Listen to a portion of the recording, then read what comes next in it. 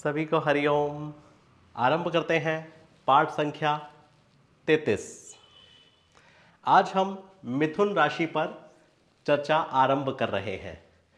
मिथुन राशि के जातक के स्वभाव किस तरह का होता है, उनकी आकृति, उनकी हाइट, उनका रंग रूप किस तरह का होता है, इसे जानने का प्रयास करते हैं। अब आप जानते हैं कि ये 3 नंबर का लग्न है, तो 3 नंबर का लग्न जिसे हम जेमिनाय कहते हैं और इसे हम भाव कहेंगे, और इस भाव के स्वामी हमारे मरकरी बुध देव जी हो जाते हैं। तो मैंने बुध देव जी को इस पूरी कुंडली के अधिपति हैं, तो हम इन्हें भावेश कहेंगे। एक भाव और भावेश का स्वामी बुध देव, उन्हें हम भावेश कहकर पुकारेंगे। अब आप भाव और भावेश को तो समझ चुके होंगे, और अब ये हमारा पहला भाव है जिसमें 3 नंबर राशि है, जिसे हम जेमिनाय कहते हैं और जिसके स्वामी हमारे भावेश बुध देव जी हैं। और इनके कारक कौन होंगे? मैंने हर बार कहा है आपसे, पहले घर के कारक हमेशा हमारे सूर्य देव होंगे, मगर काल पुरुष की पत्रिका से अगर हम गिने तो ये तीसरा स्थान होता है। तो काल पुरुष की पत्रिका के अनुसार लग्न से गिने जाने पर तीसरे स्थान के स्वामी हमारे मंगल देव होते हैं। अगर ये काल पुरुष की पत्रिका होती और मैं 1, 2, 3 लग्न से गिने जाने पर तीसरे घर की अगर बात करता, तो मैं कहता कि इस घर के कारक हमारे मंगल देव होंगे। अब बुध देव जी, जिसे हम 3, 6, 9, 12 दी स्वभाव कहते हैं, ये भी आप जानते हैं। दी स्वभाव राशियां जिनको 3, 6, 9, 12, जिन्हें हम केंद्र भी कहते हैं। हमारे बुध देव जी, जिन्हें राजकुमार कहा जाता है, और इनके सिर्फ 2 ही शत्रु हैं, एक चंद्रदेव जो इनके खुद के पिता है और एक मंगल देव। बाकी सब ग्रहों के साथ इनका सम व्यवहार है, और इन दी स्वभाव लग्नों में कोई भी ग्रह पूर्ण योगकारी नहीं होता है। तो इसलिए यहाँ पर हम योगकारी ग्रह, पूर्ण रूप से योगकारी ग्रह कोई भी नहीं मानेंगे। और हमारे 3, 6, 8, 11 और 12 इन घरों में से किसी एक ही ग्रह की अगर 2 राशियां मिल जाती हैं तो उसे हम शत्रु कहेंगे। तो यहाँ पर छठे घर में हमारे मंगल देव और 11वें घर में भी हमारे मंगल देव, तो इस पत्रिका के पूर्ण रूप से शत्रु हो जाते हैं हमारे मंगल देव जी। अब हमारे 3 नंबर, जिसे हम मिथुन राशि कहते हैं, उसका एक चिन्ह होता है जिसमें एक स्त्री और एक पुरुष का जोड़ा होता है, जो एक क्रीड़ा कर रहे होते हैं, एक खेलने की अवस्था में होते हैं। और जो औरत होती है उसके हाथ में वीणा होती है, और जो पुरुष होता है उसके हाथ में गदा दिखाई गई है। तो इसे हम एक क्रीड़ा की आकृति मानते हैं। तो हमारे मिथुन लगन राशि का चिन्ह स्त्री पुरुष का जोड़ा, जो एक क्रीड़ा करते हुए दिखाई देते हैं। तो ऐसे जातकों में खेल कूद, क्रिएटिविटी का बड़ा शौक होता है। ये गुण इनमें भगवान की तरफ से विद्यमान होता है। ऐसे जातकों में कोई ना कोई कला जरूर होती है, चाहे उनकी राइटिंग में उनका शौक हो, किसी को लेखन में शौक हो, किसी को कविता लिखने का शौक हो, किसी को सिंगिंग करने का, या किसी को डांसिंग करने का। कोई ना कोई ऐसे जातकों में कला छुपी होती है जो देखने को मिलती है। मगर यह वायु तत्व की राशि होती है, इसमें वायु तत्व प्रधान होता है। मगर मिथुन लगन में बुध देव जी द्वारा तीनों प्रकारों के दोषों को देखा गया है। हमारे 3 प्रकार के दोष हैं, पित्त, वात और कफ। जब बुध देव जी की दशा या महादशा आती है तो ऐसा देखा गया है कि जातक को तीनों प्रकार के रोग होने की संभावना रहती है। मगर मुख्य रूप से इसे वायु तत्व की राशि कहा जाता है। तो इसमें वायु तत्व की प्रधानता होती है, जिसलिए वात रोग की अधिकता होती है। वात रोग आप सभी लोग जानते हैं कि वात रोग क्या होता है। ऐसे जातकों का कद सामान्य होता है और इनकी आंखें सुंदर और थोड़ी बड़ी होती हैं।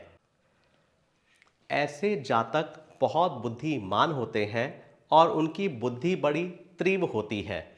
इनकी याददाश्त या फिर इनके सोचने समझने की शक्ति बहुत तीव्र होती है। ऐसे जातक हर फील्ड में इनको थोड़ा थोड़ा ज्ञान जरूर होता है और इन्हें फिलॉसफी करने का बहुत शौक होता है।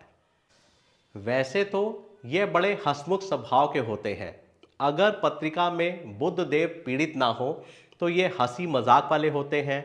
इनकी वाणी बहुत अच्छी होती है और अपनी हर बात को बहुत समझ से और सूझबूझ के साथ सामने वाले के साथ रखते हैं।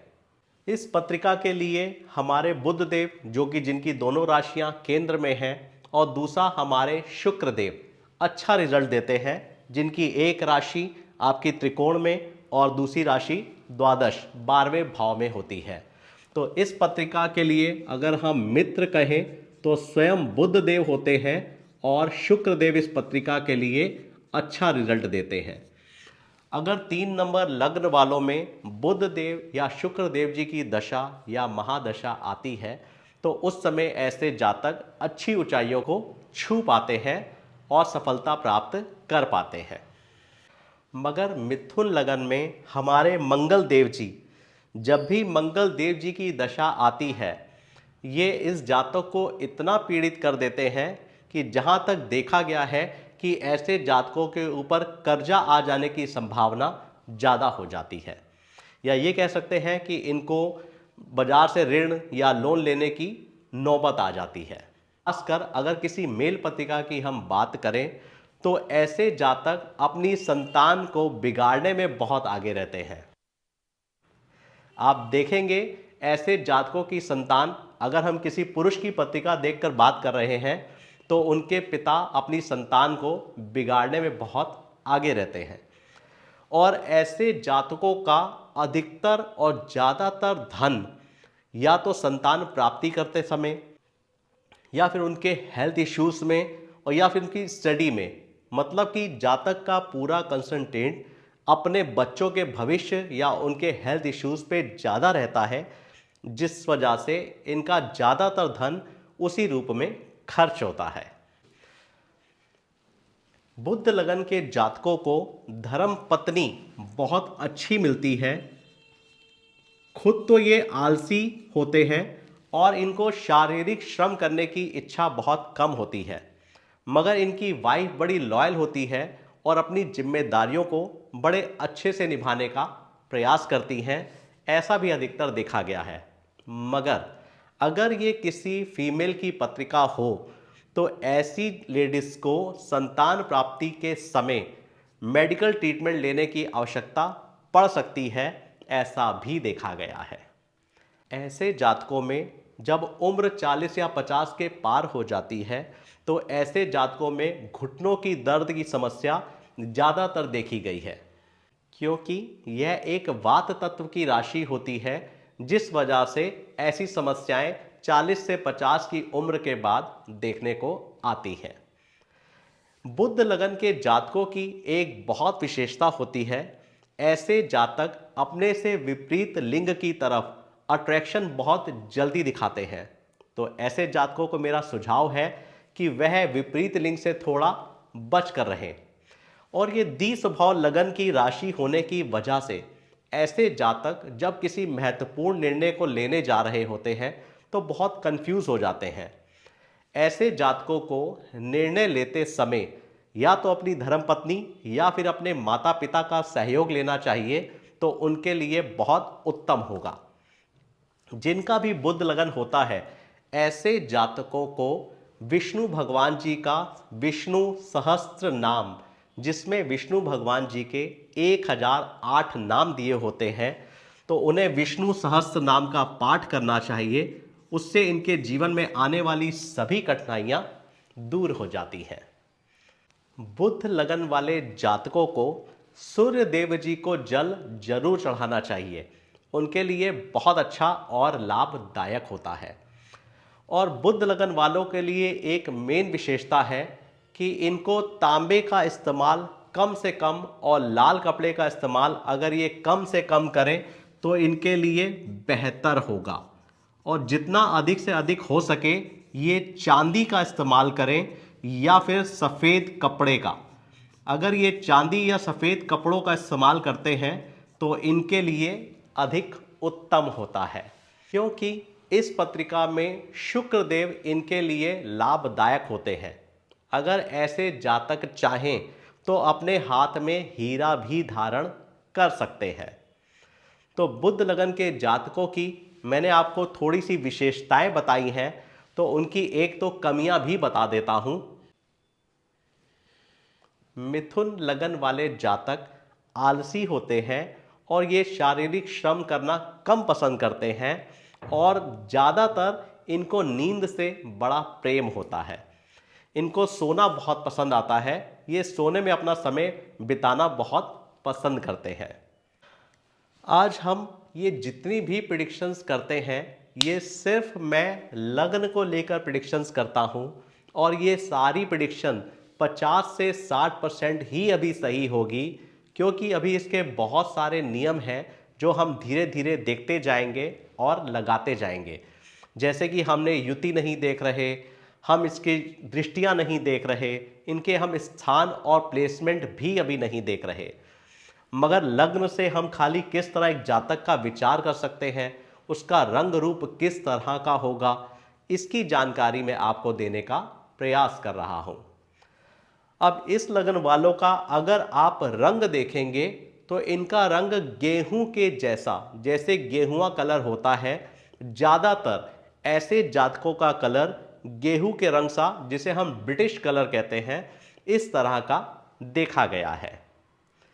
इस तरह से छोटी छोटी जानकारियां मैं आपको देता रहता हूं ताकि हम 3 नंबर मिथुन लगन को समझ सकें, उसके अनुसार जातक किस तरह का होगा उसे हम पहचान सकें।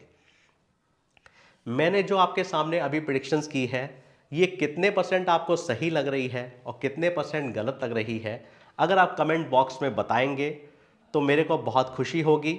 अगर कोई गलतियां या कमियां होंगी तो मैं उसे सुधारने का प्रयास भी करूंगा। अभी के लिए इतना ही। आप सभी को हरिओम। भगवान शिव शंभू जी की कृपा आप सब पर सदा बनी रहे।